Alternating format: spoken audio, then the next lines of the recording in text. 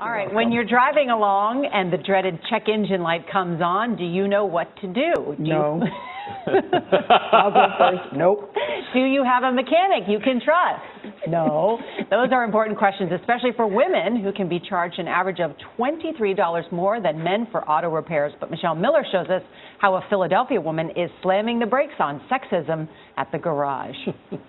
Things that I would not touch are your brake fluid. It's very Patrice Banks knows what she's doing under the hood. Your car communicates with you all the time, and we have just been conditioned to ignore it, kind of like some of our boyfriends. And she shares that knowledge for free at monthly clinics geared toward women. There are certain things that every person needs to know about their car, and one of them is the year, make, and model. But it hasn't always been that way for Banks, who was anything but a gearhead. I feared the auto mechanic. I waited to the last minute to do repairs. I even put a Facebook status up 6 years ago that said, my car really needs an oil change, but I'm going to get a mani-pedi instead. And I did. In fact, she used to call herself an auto airhead. Strange because she's no airhead at all. Banks is also a materials engineer and used to work at chemicals giant DuPont. Why did your car intimidate you so? I think that it's almost the culture and ingrained that women don't understand cars. You know, we're taught very young, that's for guys, you're not going to get it. Let a man handle it. I always felt taken advantage of by mechanics. Tired of feeling ripped off when she took her car to the mechanic, she went back to school, studied to be an auto tech, and worked for free on the weekends at a repair shop. A rarity because the car repair world is dominated by men. Women make up less than 2% of automotive service technicians and mechanics in the United States. That just gave me the idea that said, I'm going to teach women, and I started building this vision for this company that was going to educate and empower women through their cars.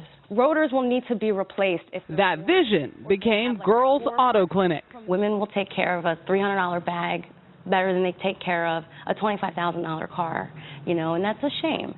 Francine Edwards had always relied on her husband to take care of the car. She took the class so she could save some money. In the past, every upsell, like, you need a new filter. Well, while we're in there, we need to go ahead and change this. And because if we have to go back, it's going to be another $75 service charge. So I would be like, oh, go ahead, okay. So these tires are good. Banks aims to take the intimidation factor out of auto repair. What happens when you're sick and your nose is clogged? You can't breathe, right? It's really hard to breathe. You don't feel good. When your air filter is clogged and dirty, your engine can't breathe.